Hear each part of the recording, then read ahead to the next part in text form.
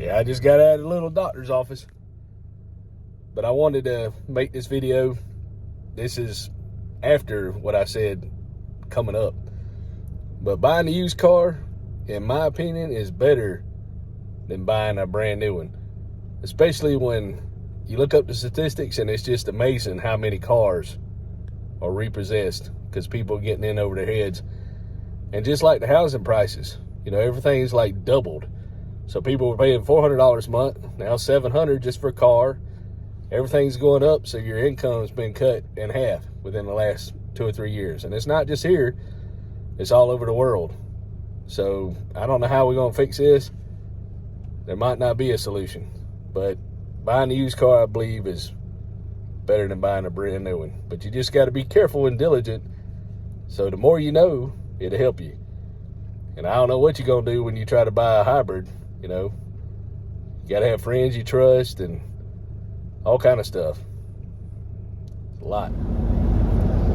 Now, where I'm going right now, I got a voluntary people. Most of them volunteer. Hardly any of them get paid.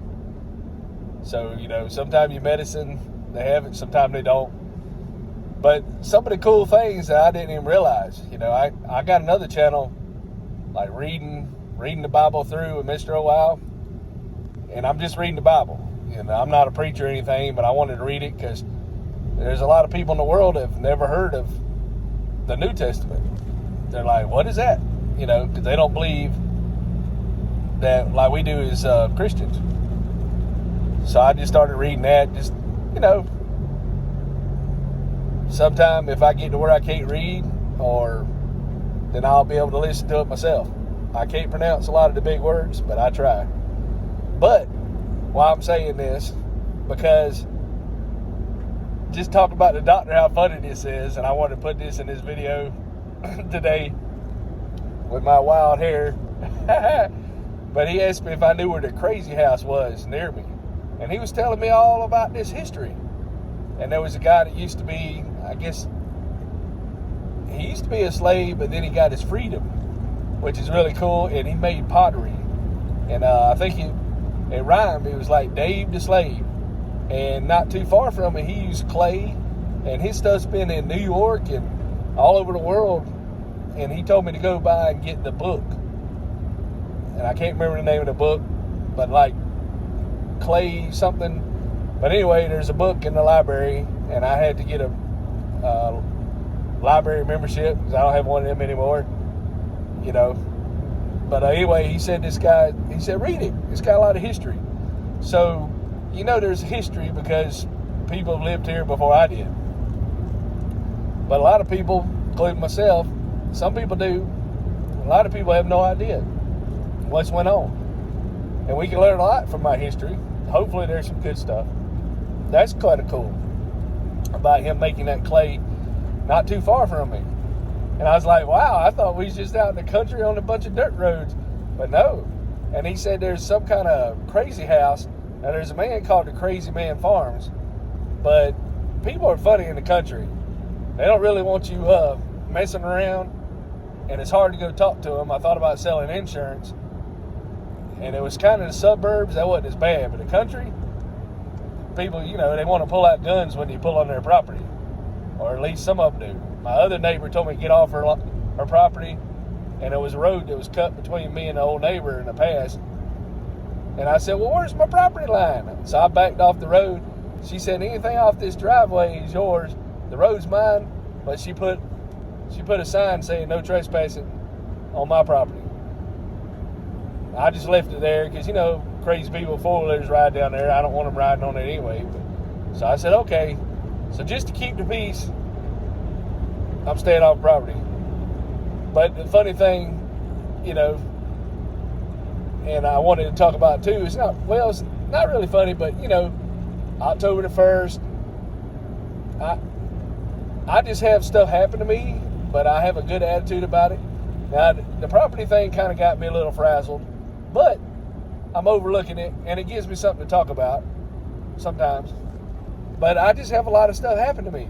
I don't know if it's just karma, if I put myself in these situations, but, I have a lot of faith, and the Lord gets me out of a lot of things that and carries me through it when it would have probably devastated people. So I just don't let it bother me. Sometimes I'm not smart enough to realize things for my own good. Like, I've been thinking about doing that job, but if I can't stand up, how am I going to do it? Sometimes I don't have any common sense on that. But, I try. I got a good attitude. If there was a job where I could just talk to people, maybe a counselor job, and you got to follow the guidelines. I can sit there and talk to people.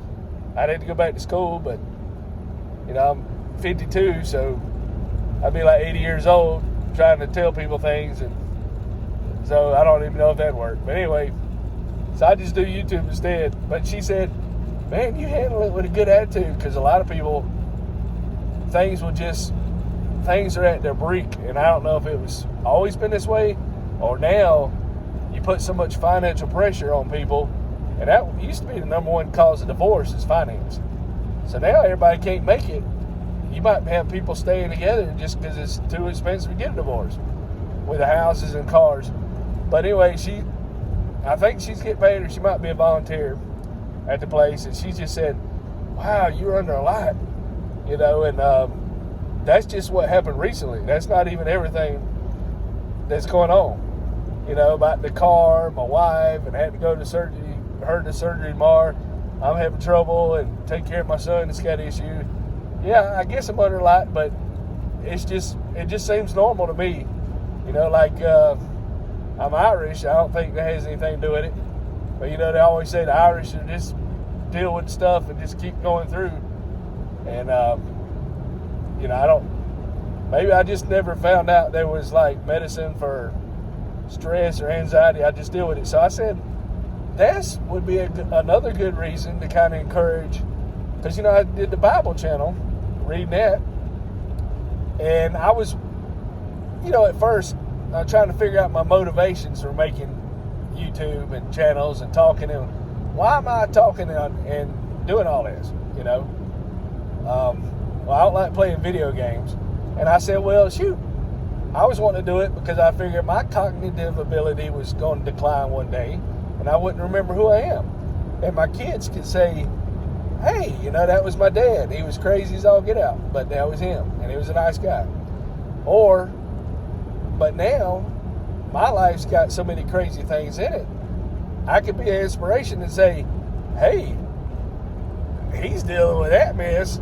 I can deal with this. Everybody can deal with different things. But sometimes people do have a breaking point. And I hope I never see that. And just put it out there. I want to live as long as I can. I have no intention to harm myself. But I'm not trying to say anything where anybody's going to try to harm me either. Hopefully. I try to be funny. But if some of my messed up situations or some things I've got myself into, like one guy said, I got a degree and all that. And he said, well, why ain't you doing this? But he don't realize it's harder to get those jobs because they only hire certain folks, or you got to have like 5 years of apprenticeship training or experience, or somebody If you don't know anybody, it's tough in all aspects of life. Trying to make money, get stuff, get deals, But you got to depend on other people. But if you don't have anything, the only thing I have is, my little family and God. That's it. But that's enough, But anyway, some of my crazy situations that I go through might help somebody else. And I got, I've had people tell me that, and they said, man, I was very inspirational, and I appreciate that. And anybody in the future sees it, and the person in the past that have told me that in comments, I really appreciate it. I never realized that you could be inspirational. When you're going through stuff, you just think, well, I'm just dealing with this. But yeah, I just wanted to share that while I was talking about this other stuff. And this is the last one, because it's probably getting up to about 20 minutes now. I just seem to talk to death, but people watch it, hopefully it inspire them, because there's a lot more bad stuff going on than what I'm dealing with. Mine are just like inconveniences, but some people can't even take that. Like, when we had that big thing in 9/11 in the United States, people would get so upset, and it wasn't so much of the woke ideology and all that, where people didn't know their gender and all this mess that people are arguing about now, or people being reverse privileged and all this mess, all this new stuff just to keep people off balance. People were just saying they had problems, petty stuff, saying that was causing them grief. And then when something real happened, it kind of woke them up, got them out of the fog or whatever they're being controlled by, to let them know, hey, what you're letting bother you is not the big a deal. Look what just happened. And a lot of people don't realize how good they got it. Life is hard anyway. If everything was going good, you still gonna go out and pick up a piece of wood, get a splinter in your finger. Stuff's gonna happen. But you just deal with it. But some bad things happen, and that's it. There's no coming back. And that happened, then it'd be different. But I hope wherever you're at, whatever you're dealing with, you're able to just keep going. And just remember, not every day is going to be bad. There's going to be some good days, because life is good. But you're not going to have 100% good. Just look at the seasons. You're not going to have springtime weather all year or fall time weather. It's going to change. It's going to get hot. It's going to get cold. You're going to have mosquitoes. You're going to have cold. You're going to have pipes busting, But stuff's going to happen, so you try to prepare for it and not be like a little grasshopper running around playing while the little ant's doing all the work. But then you don't want to be so obsessed by, oh no, look what's going to happen, that you can't live life because you're afraid to stump your little toe over something. You gotta enjoy life, and the older you get, some of the things that really got on you ain't important anymore, or they don't bother you. It's kind of like, what? So I just kind of wanted to share that. Having fun making videos, and maybe I can be an inspiration with my craziness. And who knows? I might have a TV show one day if somebody wants to see it, or they'll probably what'll probably happen, they'll have some kind of artificial intelligence that will copy my similarities and my style, and they'll start making TVs, and I'll be competing with myself, and they'll be saying, hey, we've heard of this so-and-so, and it's just like you. But that'd be all right, because I'm me, and I'm authenticated. I'm a real person. There ain't no telling what you're going to have to deal with in the future. But I just wanted to share that. Hope everybody's doing okay. And, if I'm inspiring you, that's good. I don't want to uninspire people or talk them to death. As I always said, one day, if they were trying to torture people, they could just sit them down and make them listen to all my videos. So I don't know how long they'd be in there. There's like 2,000 of them. So if you did that, if one person watched all my videos, I would probably be monetized. That'd be like 4,000 hours, but I don't know exactly how much.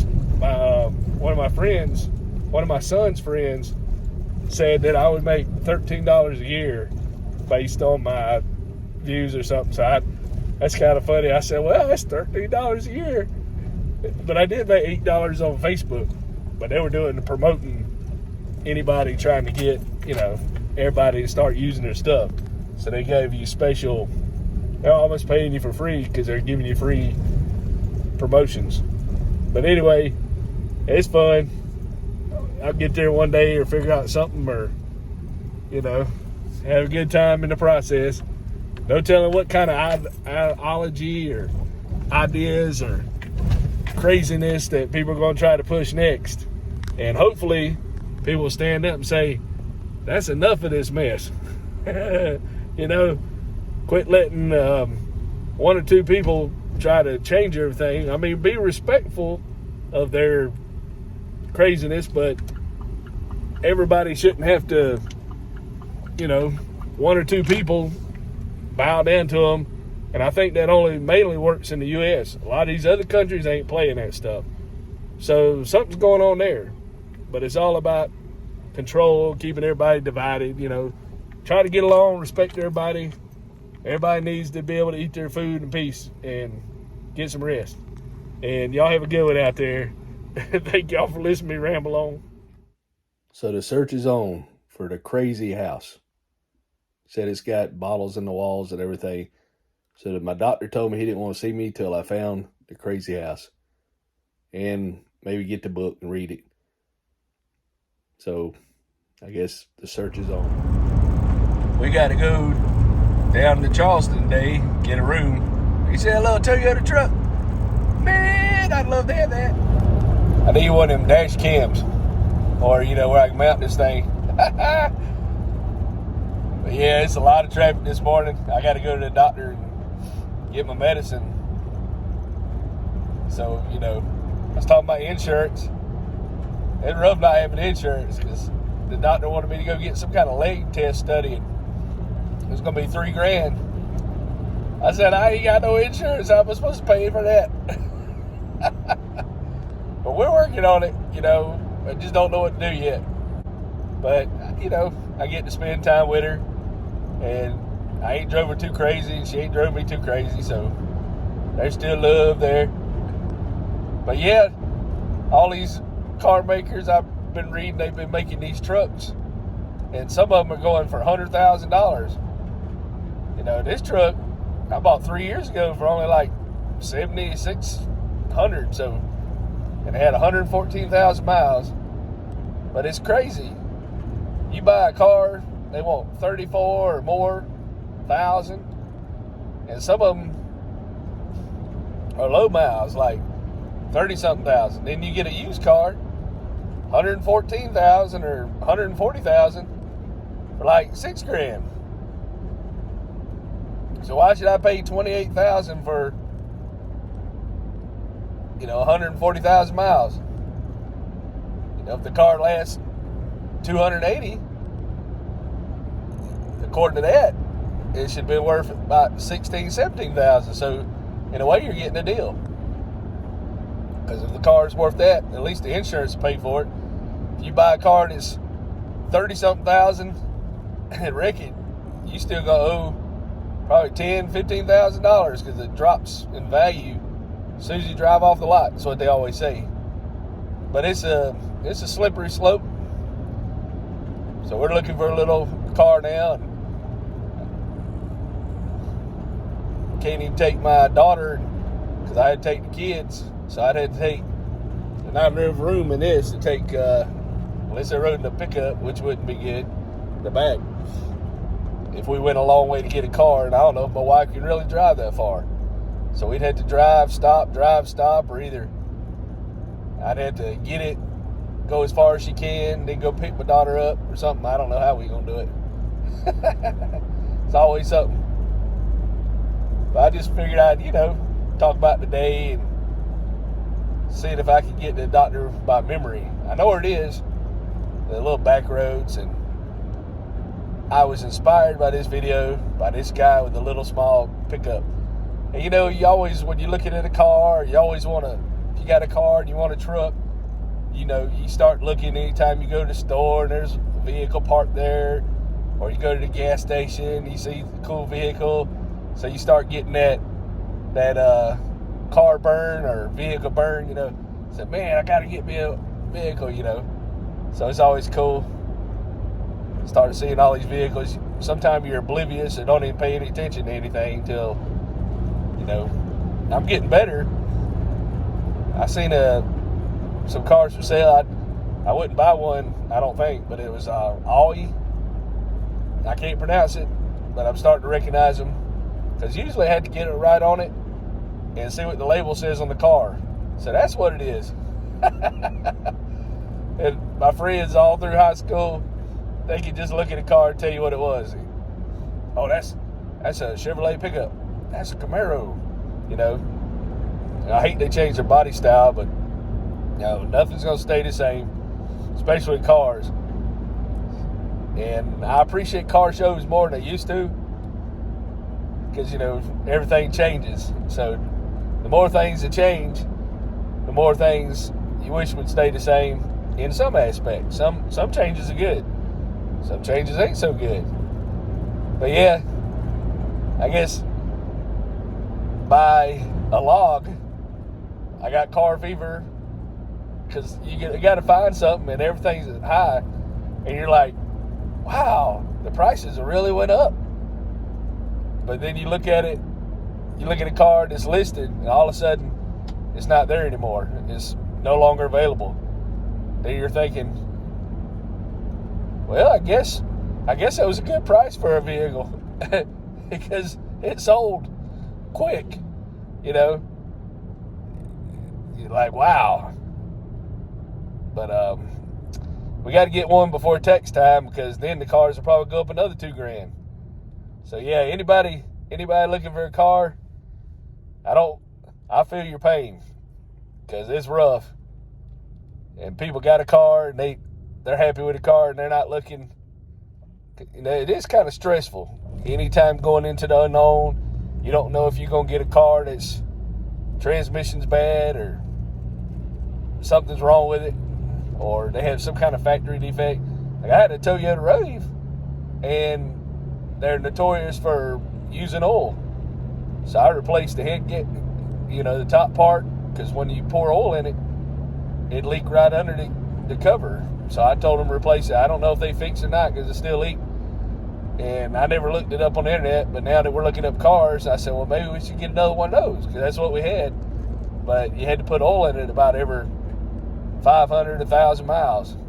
And I replaced some things I thought was wrong with it. So you never know. It's good to look up reviews, but like this young kid, I think he's about 18 or 19. Well, he's a young man, and he sold me a Nissan pickup, a truck, a Nissan Frontier, a 2006, and it's back in the videos. And, you know, I was proud of the truck. He wanted like Ford. I got it down to 25, but I drove it, and there was always, you know, a sensor here, sensor there, starting to act up. So I had to put a little bit of money as soon as I got it. Then all of a sudden, I was riding, and I was going down the road, and then it just geared all the way up in, but it wasn't going fast, and it kind of started coasting. I made it home, but I looked on the research, and several people told me the transmission's bad, told me, you know, 3,000 or 4,000, fix the transmission. And then, so Colehart or something like that, I believe the same one that bought my car from the insurance, because they showed me they sent a check to somebody, or Coparts or something. I can't remember exactly. I think I did a video about it, you know, maybe 2 or 3 years ago. But they gave me, I think, $1,600 for the truck. So that's not too bad. And that truck was bad about whatever cools the Freon or the radiator. Somehow it went through the transmission, or the transmission line went through there, something, and it was notorious for leaking or bleeding in. So then you get all that fluid in the transmission. And the guy that sold me the truck, he got a job with AAA. And this truck's automatic, so I've locked the keys in here a couple times before I put a key in my wallet. Because you can lock it, you leave your keys in ignition. If you lock the door, you can't get in unless you got a spare key. And he come out and told me, he said, all you had to do is this and this and this and this. And I had no idea what he's talking about. But I wasn't sure if it would still run, you know, after doing that, or how long is that going to last. And it was still kind of running rough at first. So if you got something, when you test driving a car, if there's anything wrong with it, especially a used car, and then a lot of these cars, they get them from auctions, and they'll tell you, as is warranty. As soon as you drive off the lot, it's on you. You know, but is it worth $20,000 to buy a brand new car when you can get a cheaper one that gets you from point A to point B. Who knows? You know, I got burnt on that one, but I still got 18 back, full coverage, and then I wrecked the cars, and then insurance gives you enough to get another used one, but they're not going to do that on a brand new one. So I think used cars are good, as long as, you know, you get a one that runs. And I've only been burnt, I guess, maybe a couple times, but new cars, you know, they have the problems where you have to have recalls and you got to do certain maintenance or they won't warranty everything, and it costs a lot of money. But I think buying a used car is better than buying a brand new one. Tell me what you think. Seeing that little truck made me I want a little truck, another truck. My wife says, no, this is my car, and we will get what I want. Because she wants to be able to ride around my daughter and the grandbabies and do all kind of stuff going around, and she wants to do all that. I'm going the back way, and usually I use the GPS, so I think I can find it. I think I'm going the right way too. These little one-way streets. But yeah, good luck buying a car. You know, a used car. I think used cars are better than buying a brand new car. Y'all have a good day. Just having a good time trying to figure out what to do next. Talk to y'all later.